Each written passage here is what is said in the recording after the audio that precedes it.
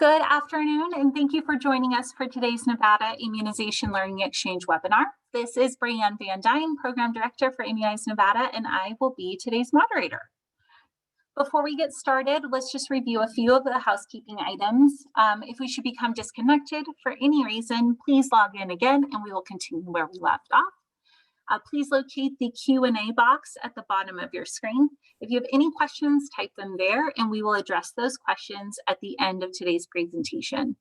Additionally, if you are interested in claiming continuing education credits for today's webinar, please make sure you complete the survey, which will pop up on your screen when the webinar has ended, and as well as in a follow-up post-webinar email that will go out tomorrow. All CEU certificates will be emailed out within the next week. Please note this webinar is being recorded. The archived presentation and accompanying slides will be available on immunizenevada.org/NILE-webinars. I'd like to provide a little disclaimer before we officially begin. Immunize Nevada's NILE webinars are made possible by the generosity of speakers who donate their time and expertise to benefit the coalition.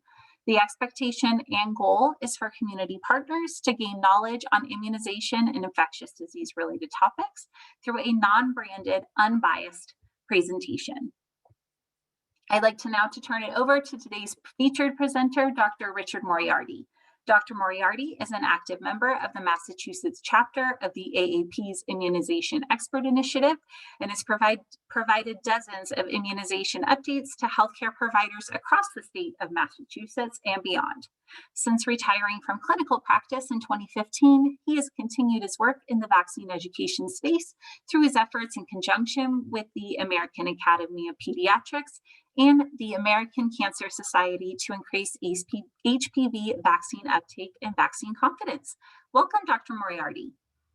Well, thank you very much, Brianne. It's a pleasure to be here today. Why don't we go to the next slide? I have no financial disclosures. And next slide. The objectives today, I'm going to give a short review about HPV and why we even think about immunizing to it, and then look at the current recommendations for HPV vaccine and the current state of HPV-related diseases. And we'll talk about how we're doing with rolling out the vaccine to various areas. And we'll talk about creating a culture of immunization in your practices, which will hopefully help increase HPV vaccine uptake. I'll describe some of the things that we have found successful in Massachusetts in increasing immunization rate. And then we'll talk about some of the reference material that is available for help in your practices. Next slide. Just very basic things on human papillomavirus. There are many different types of this. Most types are benign and don't cause any problems. These viruses can be transmitted through breaks in any skin surface. Two in particular of these strains, 16 and 18, have oncogenes, which can cause cancers. And those are the two that we worry most about. These viruses can cause a local infection that's self-limited, and that's what happens most of the time with these. But some of those infections can become chronic and then lead to a dysplastic and cancer response later on.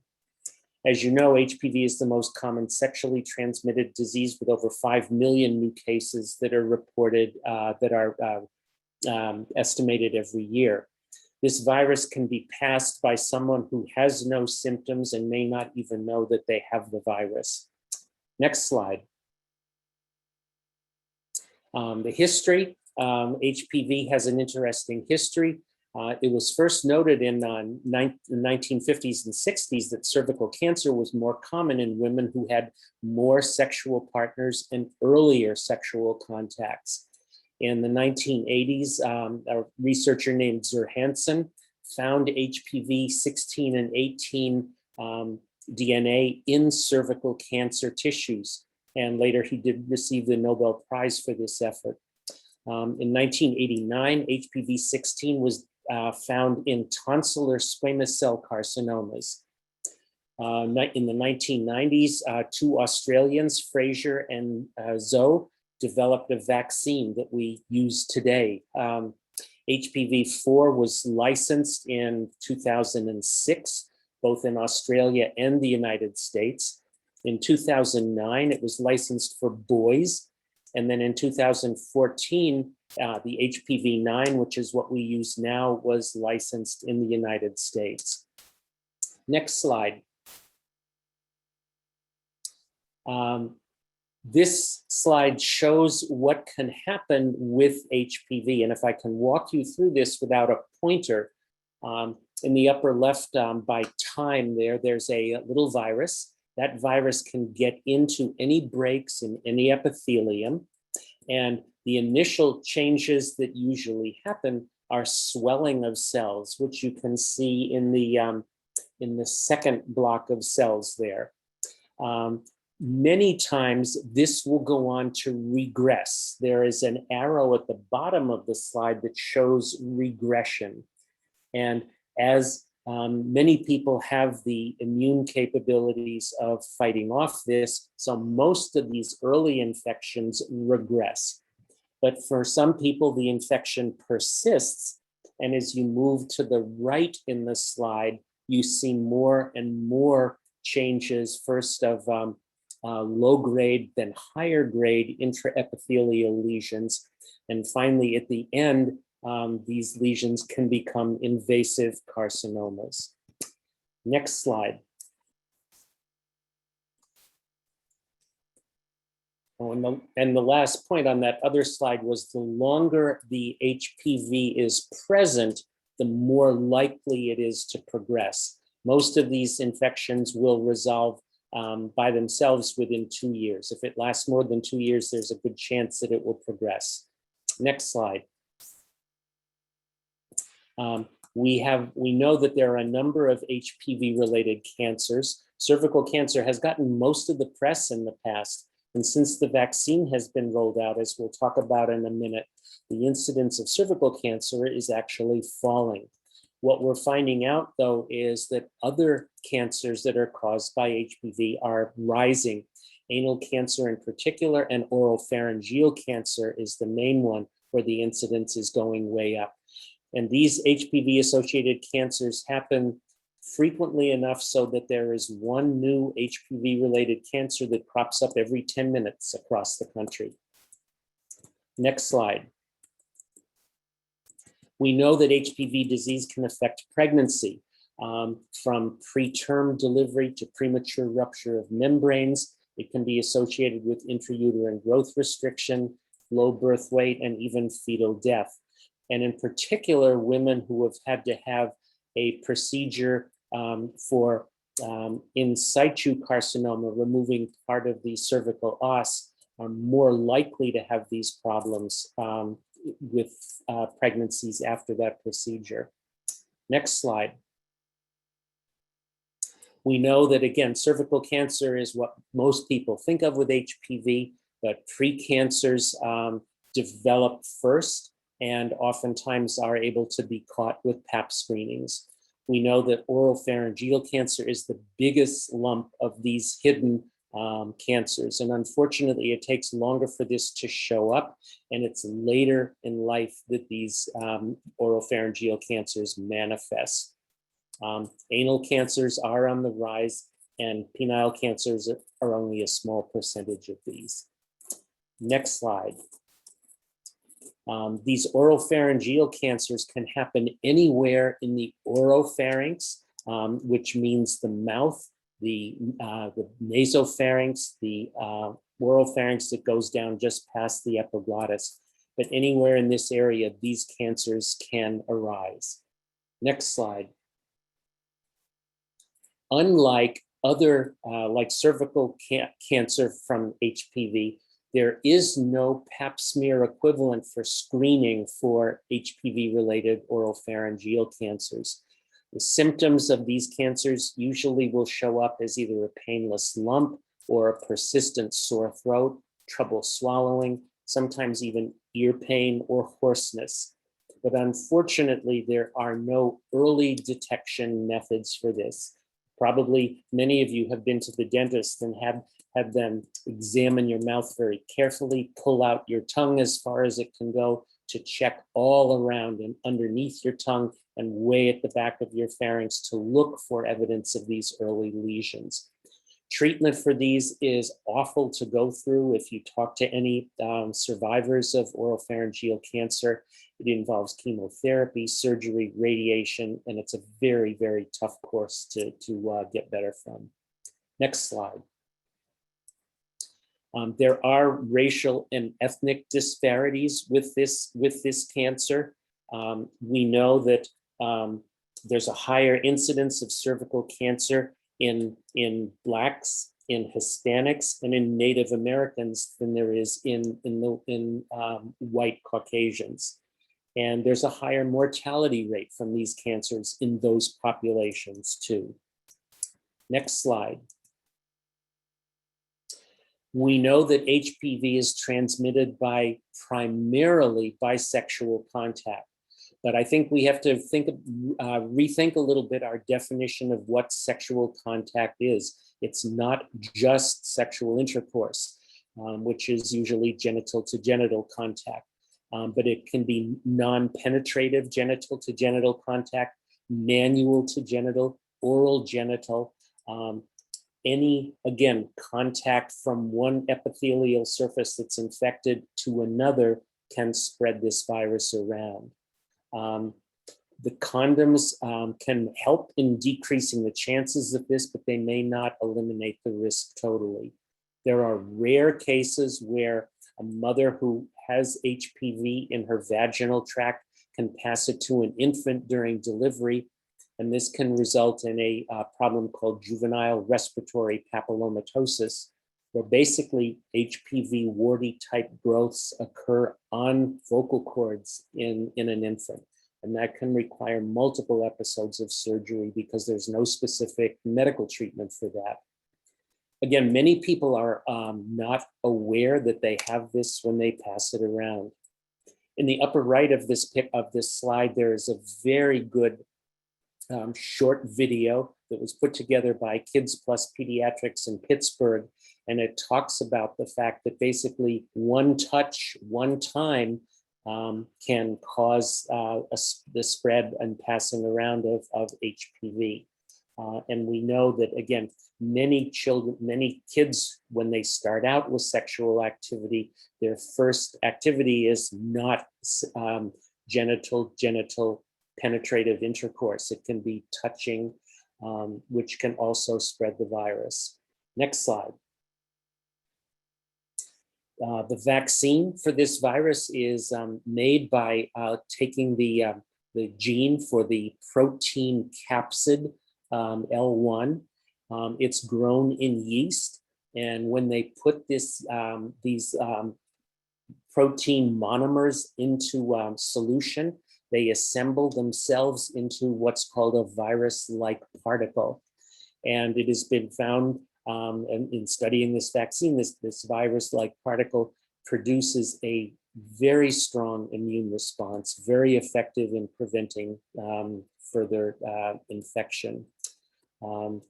And it does not contain, the vaccine does not contain preservatives, it does not contain antibiotics, but because it is grown in yeast and has a very, very small percentage of yeast protein, the vaccine is contraindicated in people who have a very strong yeast allergy. Next slide. The American Academy of Pediatrics and others have recommended that this vaccine should be given to young kids, and the series should be completed by the time they are 13. The vaccine can be given as young as 9 years of age. But if a vaccine series is not completed by age 13, it's considered late or overdue.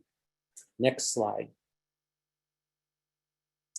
The reason for doing this, of course, is that we want to prevent the infection and develop immunity before the exposures happen, because the vaccine prevents the progression from local infection to precancerous changes to cancer later on.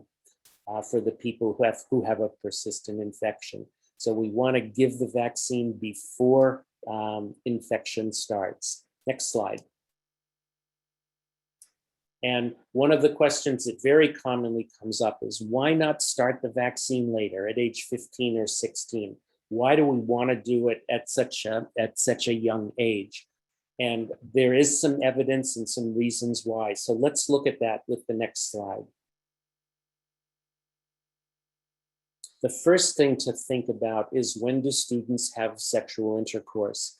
And this is the most recent of the youth risk behavior surveys, where they did provide data on when children have their first sexual intercourse.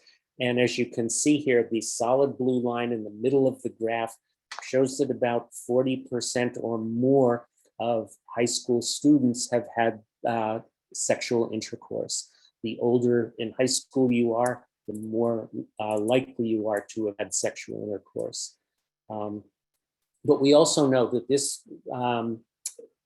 this study looked at sexual intercourse, not genital to oral touching or manual to genital touching too, which can spread the virus. So the pre-sexual intercourse activities may even make the chance that kids are infected younger happen.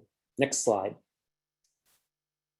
This is probably one of the more important slides in the presentation too. This is a study that was done looking at girls 9 to 13 versus women 16 to 26 years of age. And what they found was that in the younger age group had a dramatically stronger immune response than the slightly older group did. In this graph, you can also see there's a red line toward the bottom of the graph along the x-axis, and that's the antibody level that comes from natural infection. So this vaccine outdoes the natural infection by a huge amount. And at least for the period that this study followed, it showed that the antibody levels persist, and they're likely to persist for quite a while because they are so high. Next slide. This is another table that looks in this a little bit more in depth with the 9-valent vaccine. This is a log scale, so remember things are quite, the height is actually quite a bit different if you were to go to a linear scale. But you see with a 2-dose regimen and a 6-month interval, again, the antibody levels are well above the natural infection level of the red line. Now let's go to the next slide. This is looking at the same type of data with a 12-month interval between vaccine doses. And you can see that there's an even better response with the 12-month interval. And the good news to think about for this is that we don't necessarily have to have kids come back for an extra visit. We can schedule this vaccine at 1-year intervals, get very, very good antibody responses, and not have to have extra visits involved for the completion of the vaccine. Next slide. The advantages of starting early, which a lot of our practices in Massachusetts are seeing, is that middle school appointments are usually more likely to be kept than high school appointments. There's a better immune response when the kids are younger. There's more chances to complete the series. There's less likely to be exposure the younger you start. So again, you're developing antibody response to take care of an infection that might occur. You can prevent twice as much in the way of cancer with younger immunization than with older immunization. And that's in part because of, again, the older you are, the more likely you are to be exposed. So you get a very good antibody response. You need only 2 shots when you start younger, then complete the series before age 15. And starting younger helps remove sex from the discussion. And if this is presented as a cancer vaccine, and we started early to provide good immunity, again, it can help parents accept and understand this a little bit better. Next slide. This vaccine is very effective, and there are multiple studies from around the world. And a lot of this data comes from Australia because they were first to roll out a vaccine basically nationwide. Major reductions in genital warts within a couple of years of rolling out the vaccine in Australia, and other places have seen this. Even a decrease in genital warts in non-immunized people, suggesting that there is some herd immunity effect to this vaccine. Declines in cervical precancers have been seen in many places. HPV vaccine is now felt to, there's good evidence that it prevents cervical cancer, and it can prevent oropharyngeal infection. So we hope that that will in the future lead to proof that it prevents oropharyngeal cancers too. There is some cross protection from people who finished the HPV-4 series against the additional 5 strains that are in HPV-9. Next slide. So again, this is some of the data from Australia in particular. And if you can see on the right-hand side of the graph, there is a red circle down toward the bottom of the graph. That shows the fall in cervical precancers in 20-year-olds, most of whom had received the vaccine after it was approved. 20 to 24-year-olds saw a slightly less of a decrease because some of them had not been immunized. And the 25 to 29-year-olds, again, also a smaller decrease in cervical precancers. So the younger you get the vaccine, the more effective it is going to be in preventing the cancers. Next slide. And again, cervical cancer, there's a study from Sweden that shows a 88% lower risk of cervical cancer in those who began the vaccine series before age 17. Now, again, this was done with different age groups than some of the studies that we've already talked about. But again, the earlier you immunize kids, the more likely they are to be protected. Next slide. The FDA has recently approved the 9-valent vaccine for prevention of squamous cell carcinoma, head and neck related cancers from HPV. And again, with the oral infection being 88% lower in young adults who receive this vaccine, we expect that in the future that will lead to a lower rate of squamous cell carcinomas related to HPV. Next slide. During the pandemic, we know that many offices were closed. Many kids fell behind in their immunizations. The graph on the left-hand side of the slide is from the Massachusetts Department of Public Health, but it reflects what was seen across the country in that monthly total doses of usual vaccines that are given to kids fell off dramatically during certain parts of the pandemic, and they still haven't caught up to where we would like to see them. On the right-hand side of the graph, we see that routine pap smears and HPV screening for older teens and young women also fell off. And unfortunately, that is probably going to mean that some precancers or cancers will be delayed in their detection. Next slide. The vaccine is safe. HPV vaccine has been very well studied with millions of doses given worldwide and more than 120 million doses in the United States. There have been multiple studies that shown that there are no severe reactions to this. Anaphylaxis does happen, but it's very rare. I'll show you a slide on that in a minute.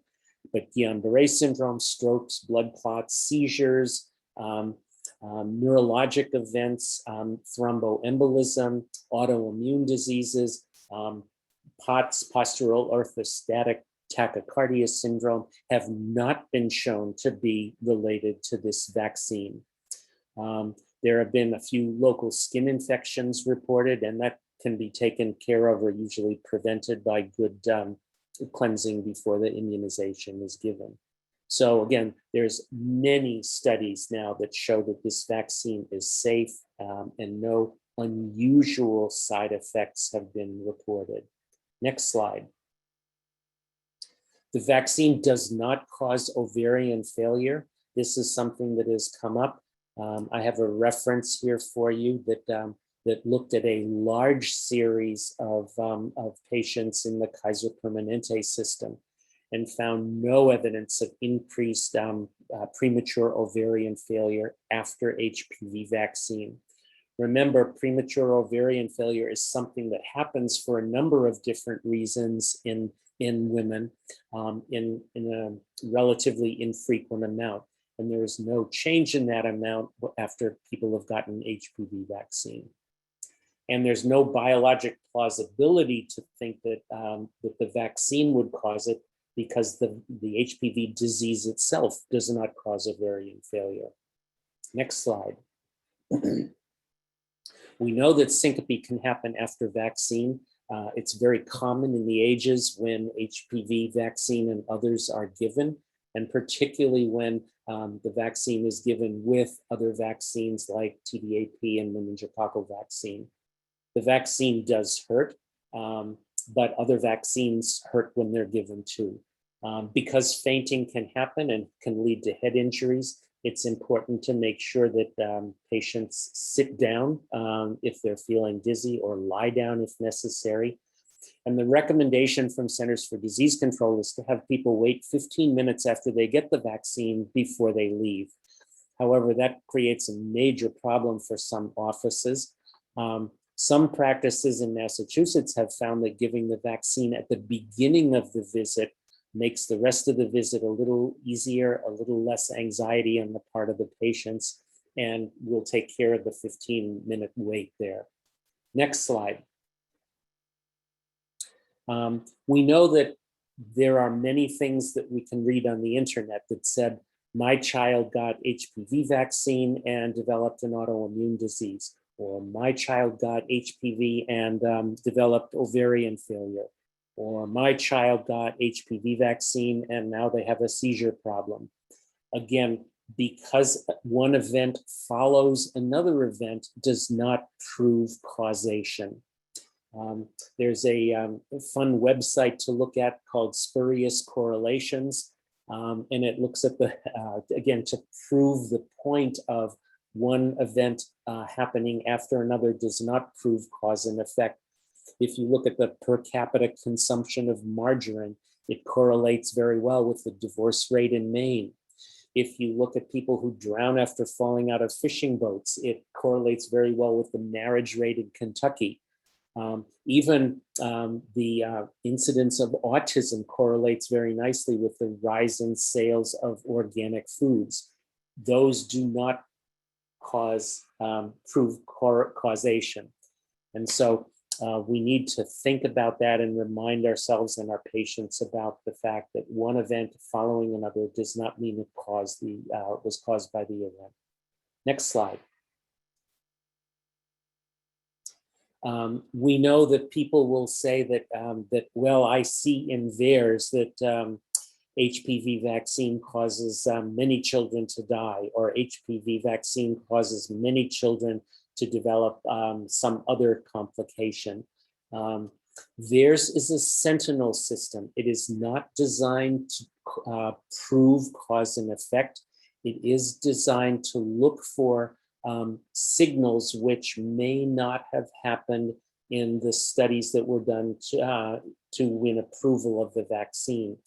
Also remember that theirs it collects information on dosing errors, administration errors, common side effects, allergic reactions, but it's really looking for rare events. And just like any radar sentinel system, you can see a blip on the radar screen, but until it's further analyzed, you can't tell what that blip really means. So a VAERS report does not prove causality. And of course, recently with the blood clots in the AstraZeneca vaccine that showed up after just a few weeks of using the AstraZeneca vaccine, I think we can see that that VAERS system is effective and working well. Next slide. The vaccine safety has again been proven in many studies. There are a number of concerns that people have raised about deaths being caused by the vaccine. And there's an interesting study that was done looking at a 3-year period from 2014 to 17. They found 7 reports of death after HPV vaccine, but 5 of them, they could get no further data to even confirm that the person had died. 2 of them had complete data and autopsy reports. One young woman had a dissecting aortic aneurysm, and a 16-year-old male died of a cerebellar aneurysm which had burst.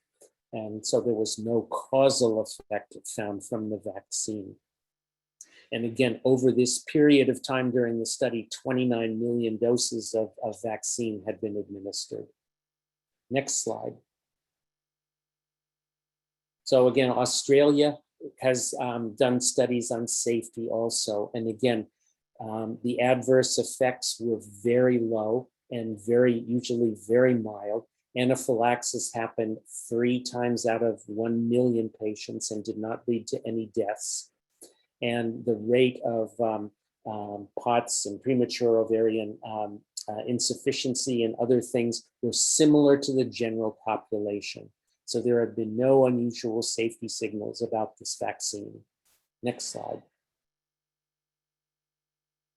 So also the vaccine is long lasting. It is given, people have said, well, why do we give it when the kids are young, only to have the protection wear off? But as you could see from the slides toward the beginning, the antibody levels are so high and so strong that it's unlikely that protection will wear off at any time when people are at risk for this infection. We know that there's at least 14 years of protection at this point, and I think we will see further studies in the future to show that the protection continues. With this vaccine, if we give it before there's exposure to the virus, we can prevent as many as 44,000 cancers per year. Next slide. Why haven't more kids gotten the vaccine? Well, when it first came out, we had very poor information and very poor teaching about it.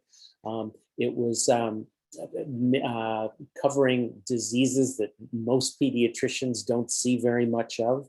There was little information about some of the other types of cancer that it caused. And there was little information about safety. And of course, politics got involved.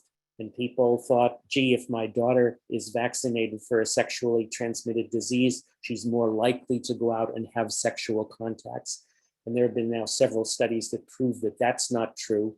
And it's sort of a crazy idea. A shot will not make you be more likely to be sexually active, just like a tetanus shot will not cause you to go out and step on rusty nails. But we know more about the disease now, we know more about messaging, and we know that the vaccine is safe and effective and long-lasting. Next slide. So parents do want to know things about this. Many do not know exactly what HPV does. And again, it's one of the leading causes of certain cancers. We know the age to start the vaccine is when the response is going to be the best and before kids are likely to be exposed. And of course, we need to vaccinate both boys and girls. The girls are affected by the cervical cancer. The boys and later in life men are primarily affected by the squamous cell carcinomas of the oropharynx. The vaccine does have a good safety record. It doesn't cause kids to be sexually active, but you want to immunize them before they are. The national recommendations we've talked about to complete the series before age 13. There is no school requirement for this except in a couple of states. And the standard of care indicates that this is something that we should be doing for our patients. Next slide. There are a couple of studies recently that look at parental intent for giving HPV vaccine to their kids. And unfortunately, in a couple of these studies in several states, they found that there were a fair number of people who had no intent to vaccinate their children. And one of the reasons for this was that the vaccine was not recommended by providers. One study looked at the fact that 23% had no intent of completing the HPV series, again, because there wasn't a recommendation to do this. So we need to make sure our recommendations are good and strong. Next slide. In Massachusetts, we found a couple of things that helped us with our vaccine rollout. In 2002, a singer in Massachusetts named Christine Bays developed cervical cancer at age 31 and had to have a total hysterectomy, chemo, and radiation. She wanted to try to make sure that this never happened to anybody else. So she started talking about her illness, her symptoms, her treatment, and shortly after that, vaccines were approved. In 2007, Eileen Lind had lost a sister to cervical cancer at age 37. She founded a group called Team Maureen, named after her sister who had died. And her group started having HPV symposia every year. Massachusetts was shortly thereafter awarded a grant for CDC to talk to individual practices about improving their HPV immunization rates. In that same year, and this is one of the wonderful things about living in Massachusetts, the legislature passed a law providing that all vaccines, all recommended vaccines will be covered for children. So we don't have to worry about will insurance cover it. And this has been very helpful for parents and for providers not to have to worry about.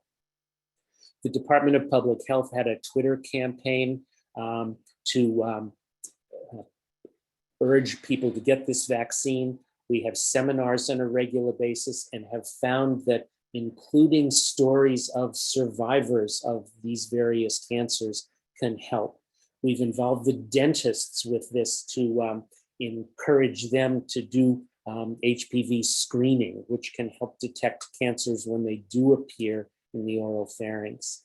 And we have continuing CME credits on a regular basis, just like this. Next slide. If, again, multiple agencies have been involved in this. And one of the things that the Department of Public Health did is they put up several billboards in higher risk ethnic areas of the state. The billboard that's pictured in the lower right-hand corner of the slide, HPV is cancer prevention, helped get the message out about this. Next slide. Again, a more extensive list of all of the different types of community organizations that have been involved in this. And even libraries have offered to help with putting up posters and providing information about HPV vaccine. Next slide.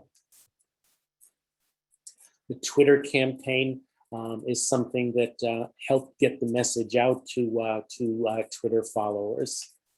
Next slide. And with all of these things, our immunization rates for HPV have increased. I'm going to go to the next slide here for a minute because this looks at a little more in an easier to read format here. This is data from the immunization surveys that CDC does on a regular basis, showing how states are doing in rolling out the vaccine. Rhode Island is #1. And one of the reasons that they do have such a high rate of completion and starting the series is because they are one of the very, very few states that has a school requirement for HPV. North Dakota is a surprising second, and in part they have done a good job of reaching out to involve schools in giving HPV vaccine. Massachusetts is third. We're happy to do that. We'd like to be up toward the top of the list. Nevada and is down a little bit lower, and Mississippi is at the bottom of the states across the country. So this is, we all of us have some room for improvement here. Next slide. North Dakota also had some very good immunization information that they would hand out to families, and CDC and several other sites have places that can allow you to personalize information, including questions that you are seeing in your population to provide to parents answers that we have. Next slide.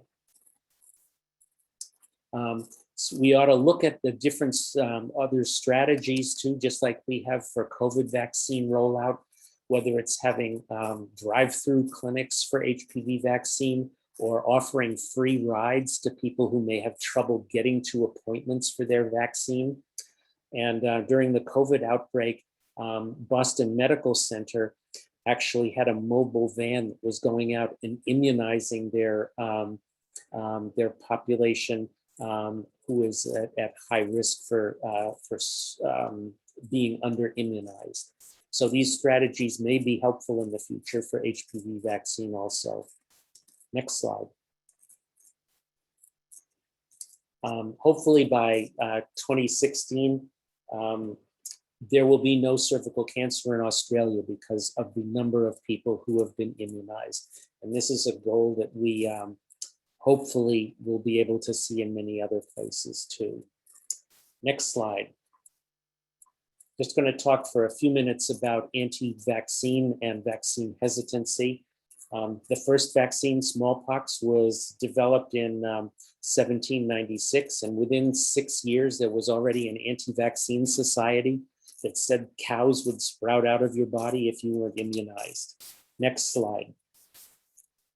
In 1902, the Anti-Vaccine Society of America was started, and one of the themes of this group was liberty and pure body, and we decide what goes into our body. That theme lives on today. Next slide. We know that the World Health Organization 2 years ago said that vaccine hesitancy is a major problem around the world and is going to be a threat to global health. Next slide.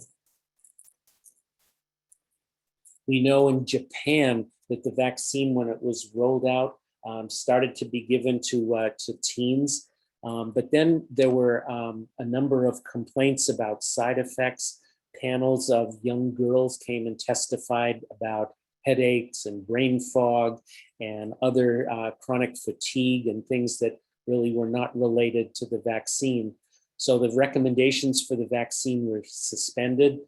A researcher in Japan claimed to show that mouse brains were injured when the vaccine was given to mice. It was later found that this research was fabricated. But what happened as a result of that was cohorts of young girls were no longer being vaccinated. And so a number of women for a number of years who were not vaccinated are now at risk for cervical precancers and cancers. Vaccine hesitancy and unnecessary worries can be really damaging. Next slide. We got to this point by distrust of many organizations, by the fact that we have been so successful in clearing up diseases like Haemophilus influenza type B and measles, that many people don't know what these diseases are, don't think these vaccines are necessary. And of course, social media has magnified some of the anti-vaccine feelings. And as more immunizations are added, parents feel like they don't have control over what goes into their children's bodies anymore. And with the COVID vaccine to hear Operation Warp Speed, of course, that made people think that corners were going to be cut and vaccine safety was not going to be looked at. Next slide. It takes a village to fix these things, from our local health departments to schools to all of our primary care and OB and oncologists too. Health centers should be involved. Libraries can be involved, but we need to be talking more and spreading more about this vaccine so people know that it's good, safe, effective, and long-lasting. Next slide. Building a relationship of trust is important for us in primary care, because many surveys even now say that the most trusted source is the primary care provider. So we need to be up to date with the facts and information, and we need to talk to make sure that our trusting relationship allows people to ask questions that they have and give the right answers. Next slide.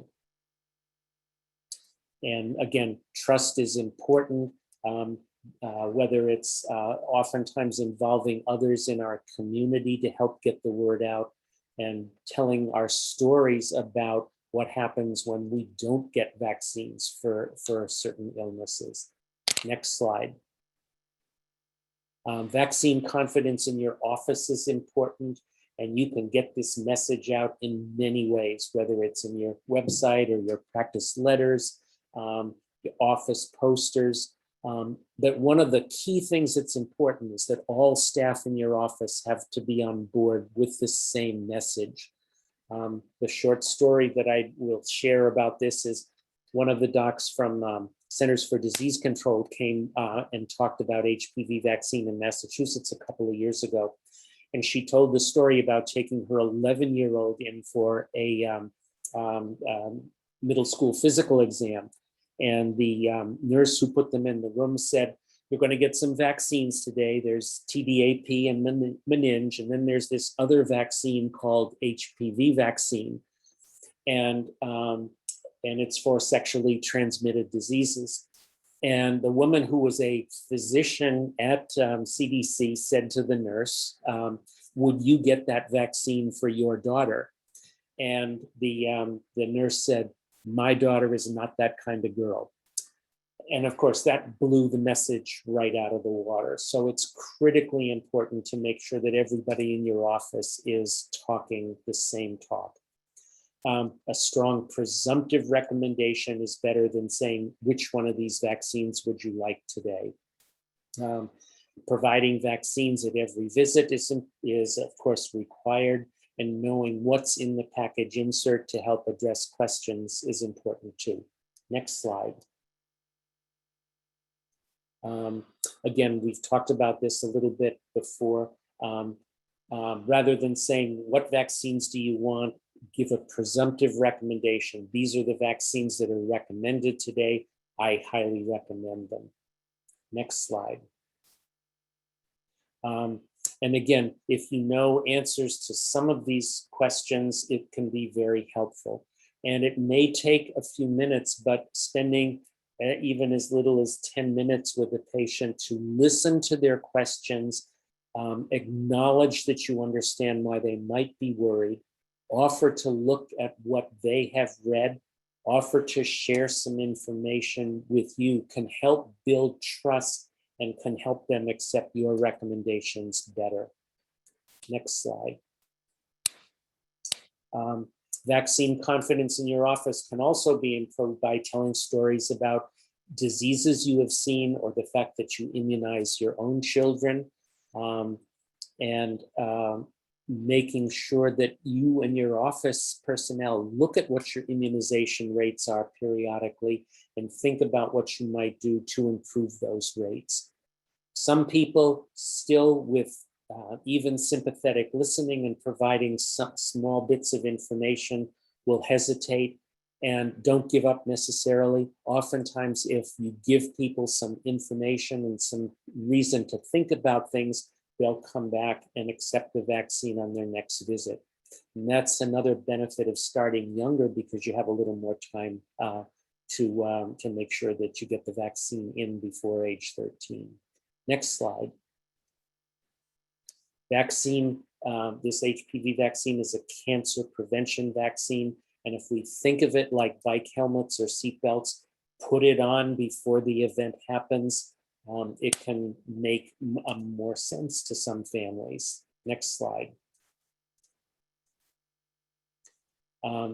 Many people now are having a vaccine champion in your office, someone who knows the ins and outs of the particular vaccine, can lead the effort, can help develop consensus among office personnel about when the right time to start the vaccine is, and can answer questions, will know the immunization rates, and can help talk with families if there are any additional questions that may take more time to answer. Next slide. So choice and freedom and liberty are something that does come up. These are long-standing parts of the anti-vaccine movement.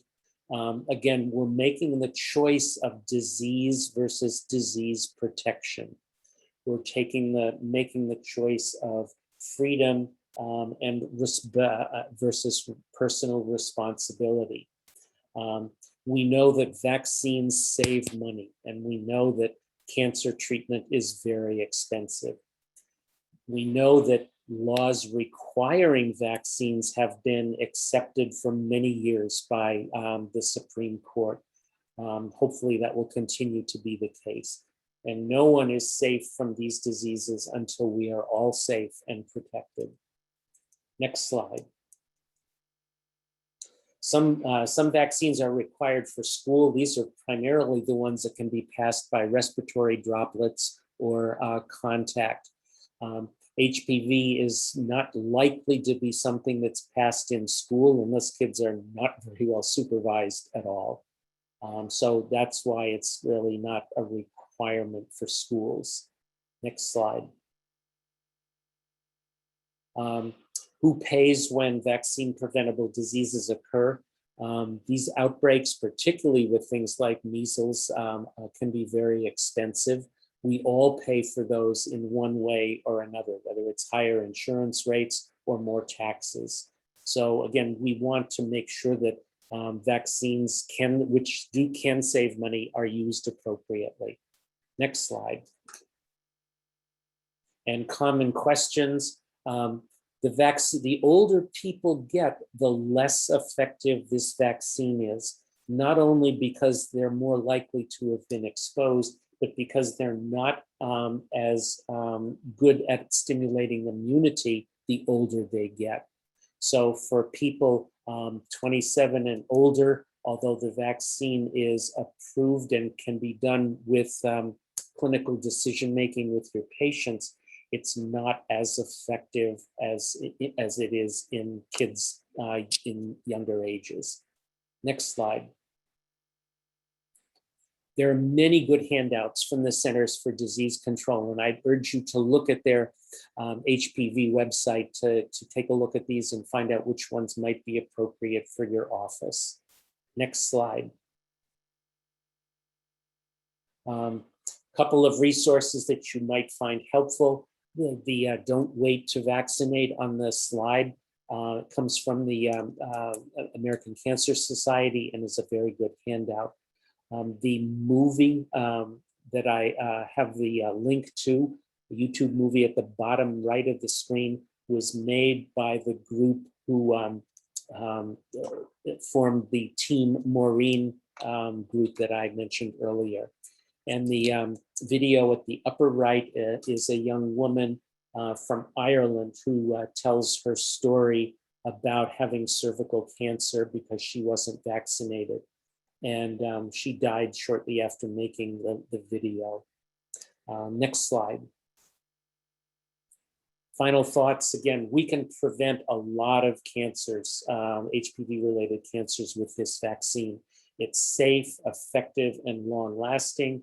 The series should be completed before age 3. It is a cancer prevention vaccine. And that's important to remind parents about. And it may take a village to talk to increase our rates, but it starts in our offices. Working with other groups like the dentists, the oncologists, the OBGYN folks to get the message out can be very helpful. But we can feel very comfortable that we're saving lives and preventing cancers when we immunize our patients. And with an ongoing pandemic and measles outbreaks, we need to also make sure that our immunization rates have caught up with what they were before the pandemic started. Next slide. Some good references that I have listed here. Some that help talk about how to improve communication, how to improve trust in your practices, and some ideas of where to go for good handouts and further information. Next slide.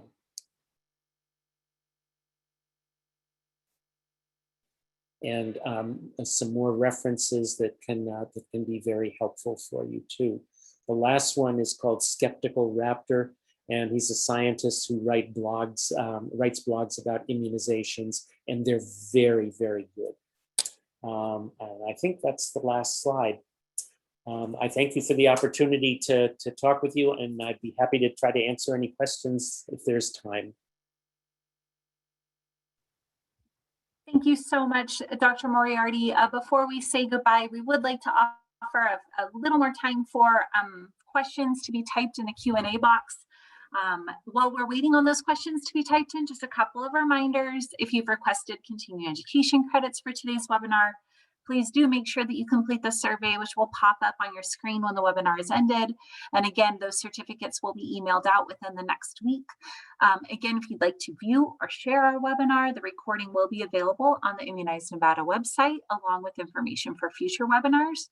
For that information, please visit immunizenevada.org/NILE-webinars for those details. And then from here, we'll go ahead and address those questions that are in the Q&A box currently, Dr. Moriarty. The first question that we have is, are there any limits to the age in which someone can receive an HPV vaccine if they were not vaccinated at those recommended ages that you had indicated? Yes, it's now for age 27 to age 45, it can be offered, but again, it's less likely to be effective the older you are.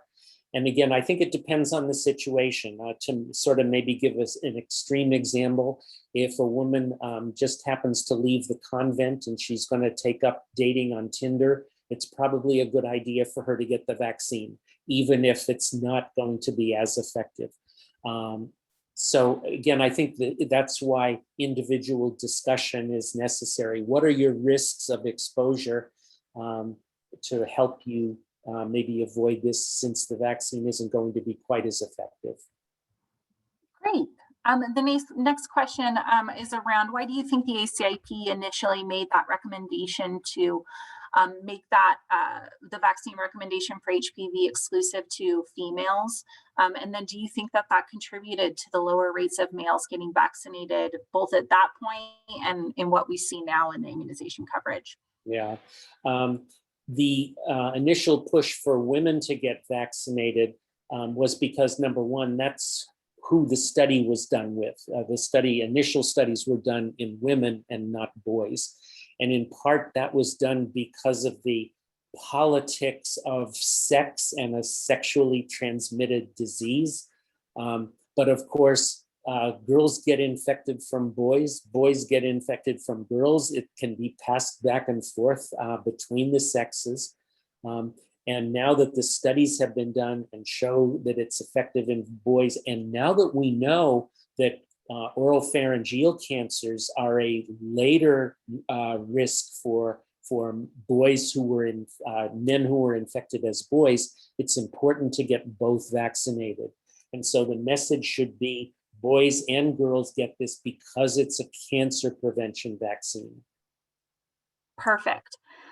We do, we're just right approaching that 1 o'clock hour, our time. I wanted to highlight if there's any questions that we didn't get a chance to answer, we'll go ahead and pass those on to Dr. Moriarty after today's live presentation. But I did want to mention that Immunize Nevada, if you are listening from Nevada today, does have a few resources for practices, including free HPV vaccine reminder postcards that can be made patient specific, along with free postage for those postcards. We do place priority on those FQHC and private provider practices over large health systems, but that's not to say that we wouldn't be able to support your reminder efforts around HPV and really all adolescent vaccines as well. So we'll include that information along with Dr. Moriarty's slides as part of the post-meeting recap as well. And with that, being that we just crossed the 1 o'clock hour, Dr. Moriarty, thank you so much for participating today and for the great information that you shared. We hope that everyone took away something new about HPV vaccine and its important role it plays in public health, and appreciate your contribution and willingness to share your expertise with our coalition. Okay, thank you very much. Thank you so much. Bye-bye. I appreciate your help with all this too. Yeah, of course. Thank you. Have a great day, everyone. Take care.